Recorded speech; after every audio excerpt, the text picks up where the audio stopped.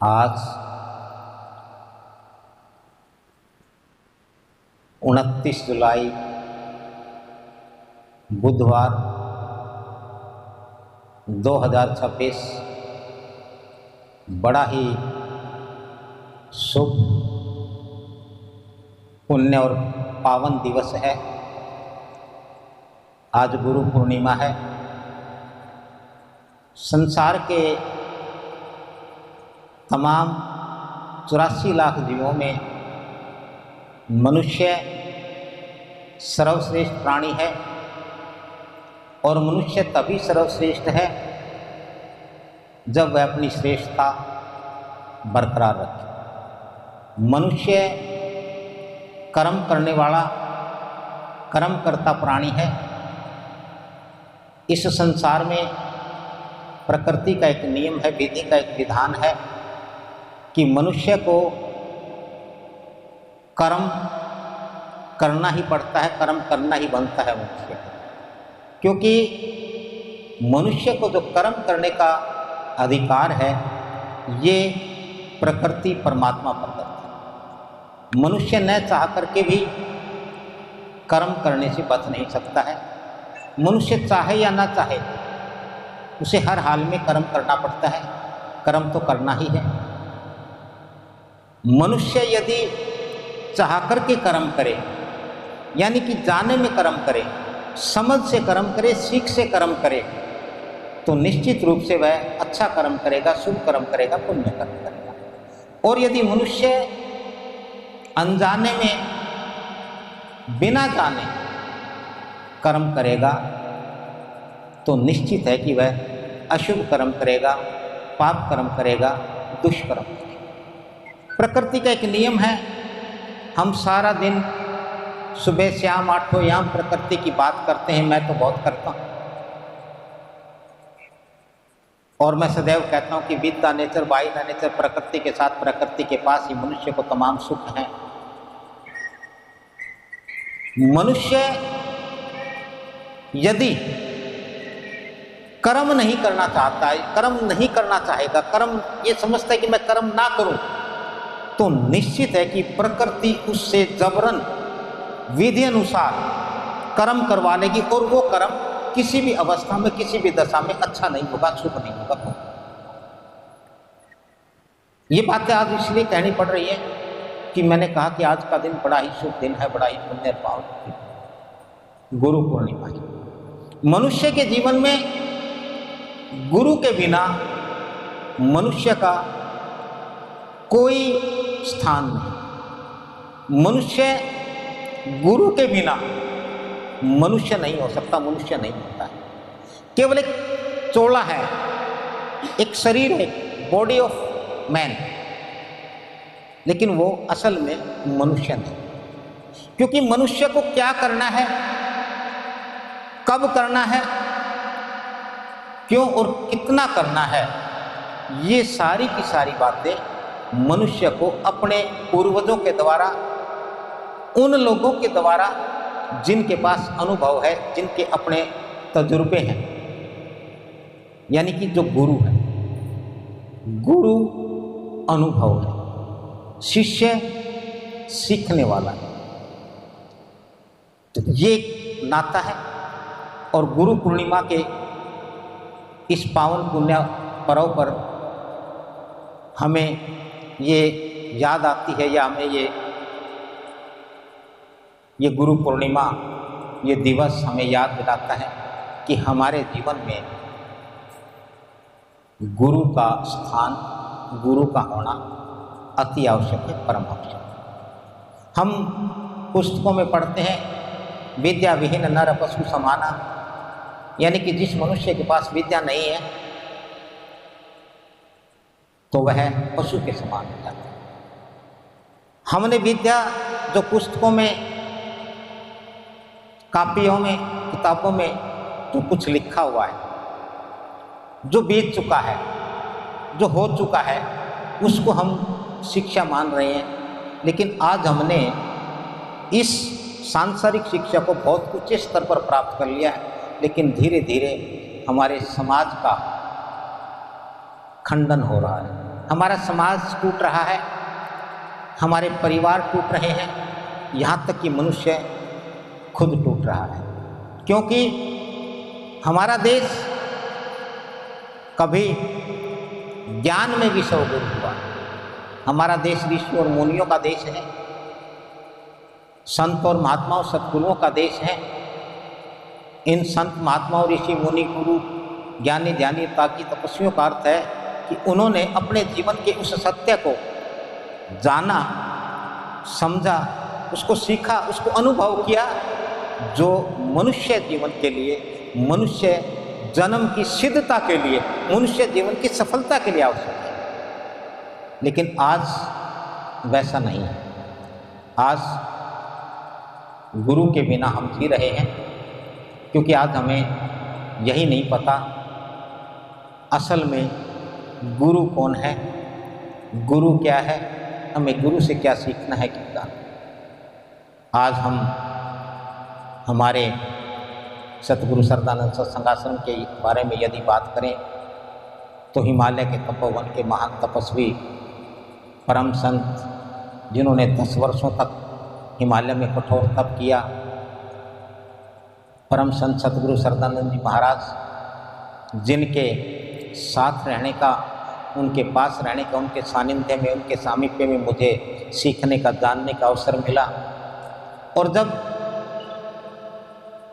सतगुरु सरदानंद जी महाराज, जो कि मेरे सतगुरु रहे हैं, जिन्होंने मुझ पर बख्शीश की, मुझ पर दया की, मुझ पर रहमत की, मुझ पर बख्शीश की, और जब वो इस संसार से विदा होने लगे, उन्होंने मुझे एक दायित्व, एक जिम्मेवारी सौंपी और मुझसे कहा कि बेटा, अब मैं तो जा रहा हूँ, इस परंपरा को, इस संत परंपरा को, इस सत्संग की परंपरा को आगे बढ़ाना है, आगे चलाना है। और मैंने उनकी बात को स्वीकार किया। एक बात कही थी कि बहुत कठिन है ये डगर, तलवार की धार पर चलने के समान है। निश्चित रूप से जो संतों ने कहा है वो सत्य है। मुझे तलवार की धार पर चलने में कोई तकलीफ नहीं हो रही, इस डगर की मुझे कोई परवाह नहीं है। परवाह तो इस बात की है कि आज सरदानंद जी महाराज का एक वाक्य, जिस दिन सरदानंद जी महाराज ने मुझ पर बख्शीश की, उन्होंने एक बात कही थी, वो हमारे पास एक रिकॉर्ड के रूप में है, उनकी वीडियो के रूप में हमारे पास उपलब्ध है। उन्होंने कहा था कि मैं 10 वर्ष हिमालय में तपस्या करके जब इस संसार में यहाँ आया तो यहाँ हजारों हजारों लोग मेरे से जुड़े, लेकिन कोई भी मुझसे आध्यात्मिक रूप से नहीं जुड़ा, कोई भी मुझसे परमात्मिक रूप से नहीं जुड़ा, कोई भी ऐसा नहीं मिला जिसे अपना उद्धार करना हो, अपना जन्म सिद्ध करना हो, अपना जीवन सफल करना हो। सभी सांसारिकताएं की इच्छाएं, आवश्यकताएं, ज़रूरतें लेकर के मेरे पास आते रहे। तो वो बात आज सत्य हो रही है। फिर मैं भी और महाराज जी इस संसार से रुखसत कर गए, संसार का नियम है वो चले गए। मैंने उनके दायित्व को संभाला। पहली बार मैं दादरी में गया, वहाँ एक आश्रम जो मेरा नहीं था, किसी का था, मैं वहाँ रहा 3 वर्ष। उन 3 वर्षों में जाते ही आज हम जो यहाँ एकत्र हुए हैं, आज का जो कार्यक्रम है, एक तपस्विनी साध्वी जो कि आज 90 दिन की मौन साधना आरंभ करेंगी, 90 दिन तक मौन रहेंगी,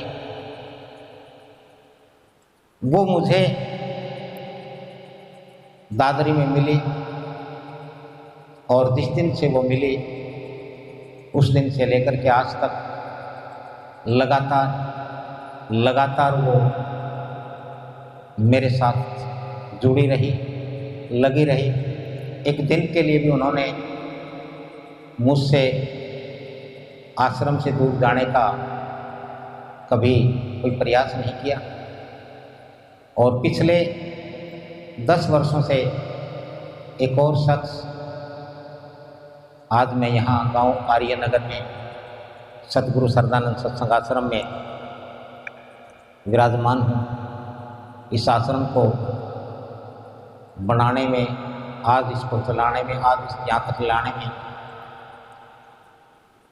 हमारे आश्रम के प्रबंधक धर्मवीर वर्मा ने जो साथ दिया, मेरा जो सहयोग किया है, वो सतगुरु सरदानंद सत्संग आश्रम के इतिहास में सवर्ण अक्षरों में लिखा जाएगा।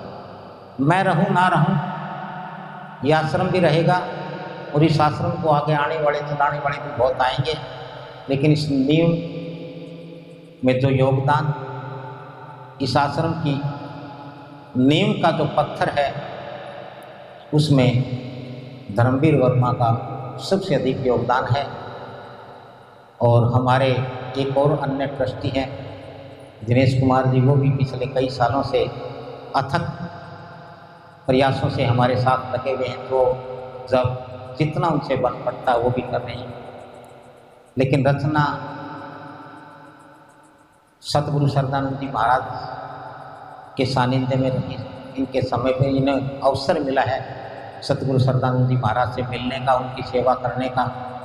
शायद उसी का प्रभाव होगा, उसी का प्रताप होगा कि आज ये एक थोड़ी सी मौन साधना शुरू करते करते आज 90 दिन की मौन साधना पर पहुंच गई है।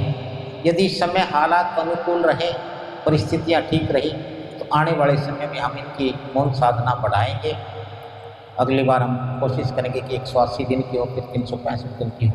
लेकिन आज 26 जुलाई 2026 बुधवार गुरु पूर्णिमा से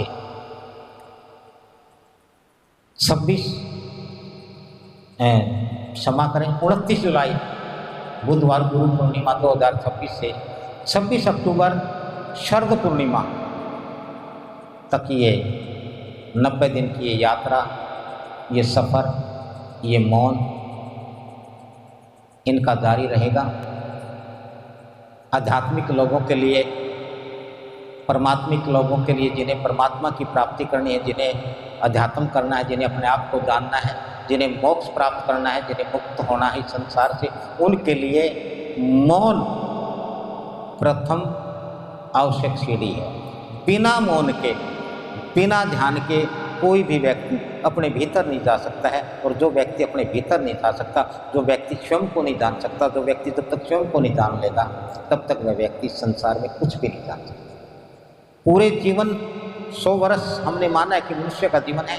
हम एक बात देख रहे हैं कि 100 वर्षों तक मनुष्य को कोई ज्ञान नहीं होता, क्योंकि मनुष्य बाहर ज्ञान ढूंढ रहा है, किताबों में, पुस्तकों में, इससे उससे नहीं।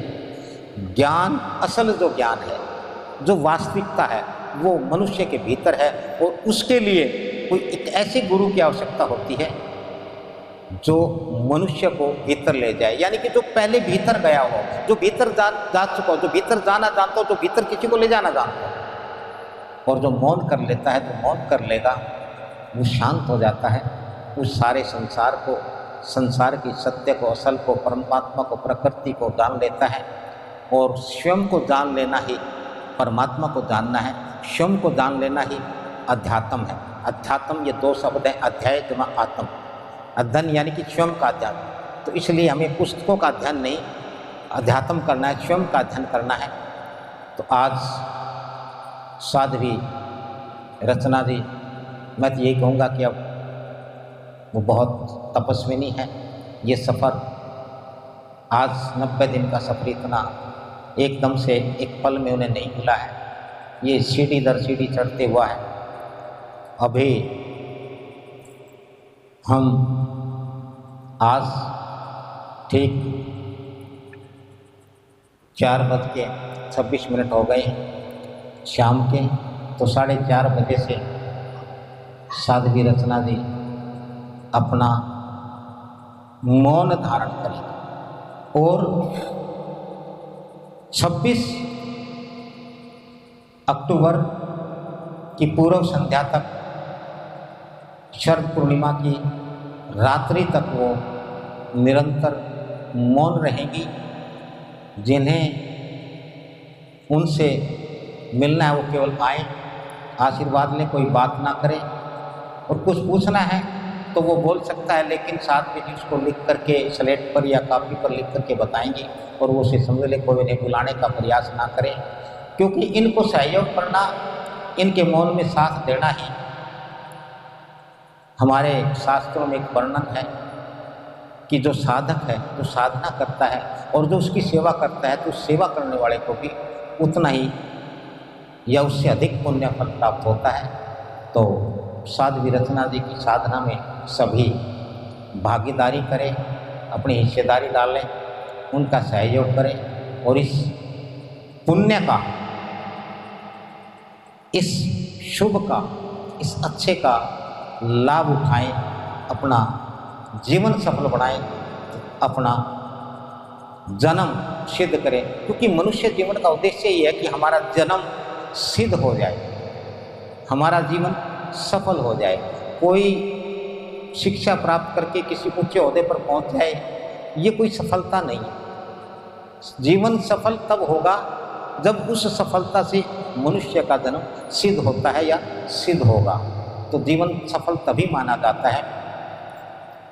आज अभी कुछ ही क्षण बाद साध्वी रचना जी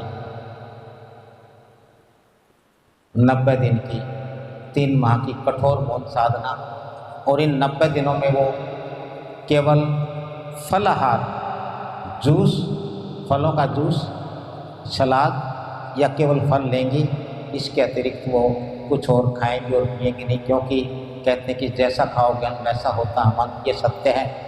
मन हमारे पूरे शरीर पर प्रभाव डालता है। मन हमारा विचारों का मुख्य केंद्र है।